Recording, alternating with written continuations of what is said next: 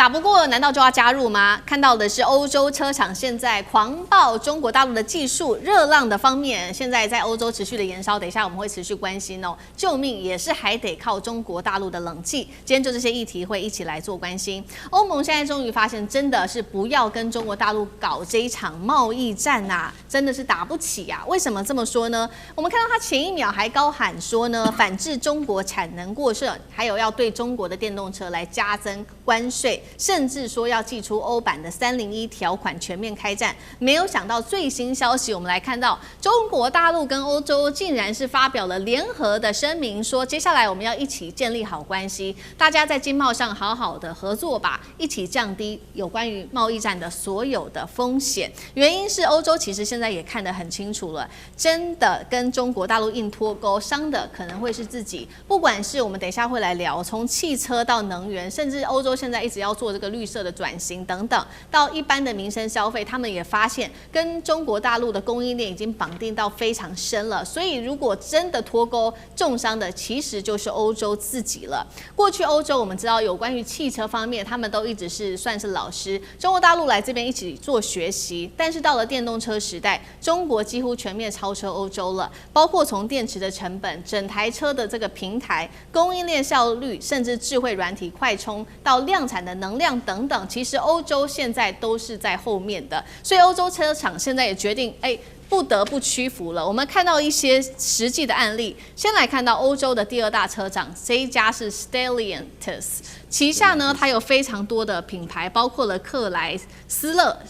雪鐵龍跟菲亞特等等14個品牌，但是現在最主要的問題是，對，我品牌有非常多，但是我的產能利用率啊，竟然是只有60%而已。現在怎麼辦呢？於是他們趕緊跟中國大陸的領跑汽車來做合作，說可不可以在歐洲一起來生產電動車呢？這是第一個案例，是涉及到歐洲第二大車廠的案例。第二個案例是西班牙的車廠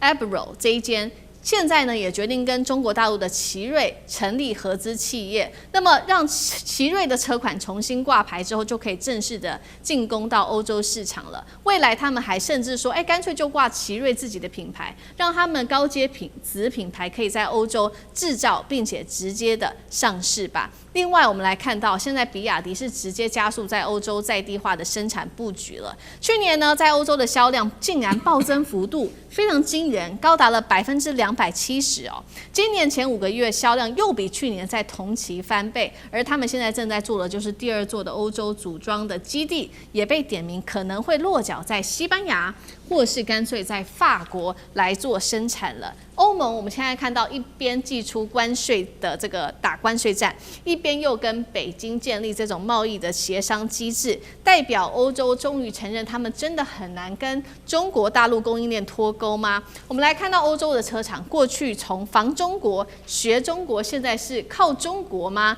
那苑老師怎麼看？我在這邊呢，先跟大家展示一張照片啊，我最近啊有幸到了这個重慶啊，去參觀了這個長安汽車。長安汽車裡面出了一個阿維塔啊，我現在靠着這輛車子啊，它的代言人呢是葡萄牙的足球明星 C 羅啊，那到處都是他的照片啊，我自己感覺到非常非常精彩的同時啊，我必須要強調3件事情。首先，第一個，這個原來啊中歐之間的經貿磋商機制啊，他們那個商業部長王文濤事前來講的話，歐洲這個根本沒有談判的誠意，動不動就是產能過剩，動不動就是政府補貼。結果的話呢，在事前的話呢，中國態度就非常非常強硬的結果，現在出現這個結果，對歐洲來講。然後第二點的話呢，今天歐洲來講的話呢，他們進了中國的新能源車已經到達10%。請大家記住啊，歐洲人的最得意的地方就是他們的汽車行業。啊，汽車行業裡面所有的產業當中呢，尤其是德國跟法國、意大利什麼的，現在的話有10%是中國的新能源車。另外第3點是非常重要的一點，就是說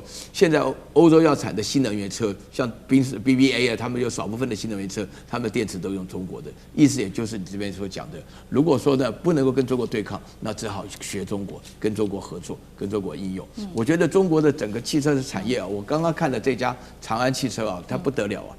它是這個國企跟央企啊的這個結合下的結果啊。然後它每60秒鐘產生一輛車啊。我這邊參觀的時候，全部是自動化，那跟想象中的情景，那機器人手啊，跟八爪魚一樣的情況。大家了解這個整個中國的工業生產呢，那真的是非常非常不得了的。好，我們剛剛是在講的是電動車的部分，中國大陸現在在歐洲的電動車打進當地的市場。那另外我們也要方便看到的是來跟進時事哦，這一場在歐洲地區爆發的熱浪哦，這溫度呢在當地超過了40度哦，所以我們也來看到是說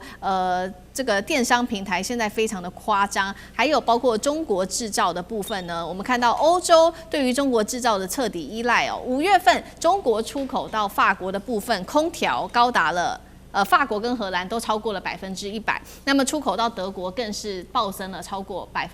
將近70%。電商平台的部分，中國對西班牙、意大利的空調暴增378%，对瑞典、对比利时等西歐暴增了114%。中國品牌的這種分離式的冷氣銷量暴增42倍，還有風扇等等哦。環球時報直接做了一個分析，他說中歐的貿易逆差不是中國硬塞給歐洲的，是歐洲是有真實的需求。從剛剛的冷氣啊、空調，我們就可以看出來，這個是真實的案例。那德國的智庫也說了，德國出口力不斷的下滑，只有1/3可以歸功於中國出口的競爭，剩下是德國自己的競爭力下滑啊。那酈將軍怎麼看？從這一次這個歐洲的熱浪需要冷氣，你就看出來中國企業的靈活性以及它的變通性。歐洲為什麼會這次熱浪來講的話，其實已經熱死很多人了啦。因為天氣熱來講，你體溫如果散發不掉的話，就很容易產生熱衰竭、中暑等等這些疾病就死掉了。那這次來講的話，你知道歐洲為什麼會沒有冷氣？第一個他們認為夏天的時間不長，夏天時間可能只有2-3個月，忍一忍就過去了。反而他們在意是冬天冬天的時候，大雪封山，可能比較寒、比較冷。那你知道人來講的話，夏天天氣熱，他大概還可以少穿2件衣服，泡在水裡面還可以撐過去。可是冬天來講，冬天的話，你就可能因為天寒地凍而凍死的可能性是很大。所以歐洲來講，他都在意的是這個怎麼樣有暖氣來供暖哈。但是沒想到今年的夏天突然對歐洲來講熱浪來襲，那所以說他之前都沒有裝冷氣嘛。第二個，歐洲因為它的法規規定，它很多的建築物都認為是古蹟，所以你不能在牆上，它為了不破壞古蹟，不能在牆上掛冷氣機，也不能去打洞，所以他們就沒有裝冷氣。好，那這下來了，那中國這個冷氣你看多靈活，它是移動式的冷氣它推來推去，那也不會破壞你外觀牆面，也不用掛在你外面牆上面。你今天在夏天，你在這個白天的時候，你在客廳，你就在客廳吹嘛。這個屋子裡面插頭一插，這個排氣口往窗外一放，你就可以有冷氣吹了。那如果說是晚上睡覺的時候，你就推到臥房裡面去，所以變成這款冷氣在這個歐洲這次在大陸大賣。那第三個，我覺得你知道這個熱浪來襲，其實對人體來講傷害是很大。我想，如果熱到40度，很多人是受不了的。如果沒有冷氣，你根本就极可能也可能因為熱死啊，或者是說你根本就沒辦法忍受。所以变成這款冷氣在大陸上面熱賣，但是從這個冷氣這個例子，你就看出來中國企業的靈活。那歐洲自己本身為什麼沒有生產冷氣，對不對？這就打上一個問號，你就必須要跟中國買了。所以第二個來講我們這次看到這個電商平台來講的話，它這個銷售量增長到378%，這代表什麼意思？就是對消費者來講，我當然希望能夠買到物美價廉的東西。我才不會去管你國家什麼這個雙邊貿易額順差逆差，他不會管那麼多。我買的東西便宜又好用 ，CP 值高，對我來講是最重要的。那用電商來買的話，你政府根本管不到。所以說，很多的歐洲的民眾來講的話，他就會把錢花在去跟中國買這個購物電商，這也是歐洲自己要去思考、要去檢討的地方。好，那同樣的問題，張將軍又怎麼看呢？我認為這個天氣會越來越熱，然後我們這方面的空調的需求會越來越大，因為現在還沒到小暑，7月7號才小暑，大暑更熱的是最熱的時候是大暑，大暑是7月23號，那更熱那這樣的話，歐洲這一方面，因為他們是溫帶國家，空調這方面是比較少用，現在要用了，因為地球越來越熱，大家在燒能源，一天燒1億桶的石油，你還燒煤炭發電，還天然氣發電，你看看這個地球，大家都在燒地球，當然會越來越熱。然後現在我們來看中國大陸跟歐洲整個市場來看呢，去年中國大陸享有順差4400億美元，就是我貿易順差，因為歐洲你買的多嘛，我就賣給你嘛，那我就中國大陸就賺錢了。這4400億美元是不少的數字，說歐洲都有警覺，但是中國大陸現在啊有3個優勢，第一個交通便利，歐洲班列直接送過，以前海運搞了半天，到那邊去之後已經秋天了。現在不用，歐洲班列直接過去，開過去直接個點到點，它經過100多個城市，直接放下去就好了。所以這個交通的便利度也讓這個運輸成本、時間成本整個降低了。第二個，中國大陸的商品呢是物美價廉，剛才講到的車，這是比亞迪講的車子、汽車，你不要忘其他的家電的東西，通通都是物美價廉，你要不要買？那你要買本地的貴，你要買中國大陸便宜，那你要買哪？當然買中國大陸，就跟大疆無人機一樣啊，同樣規格，它的價格是別人的1/3。第三個啊。中國大陸一直推陳出新，你明年買同樣的東西已經不一樣了。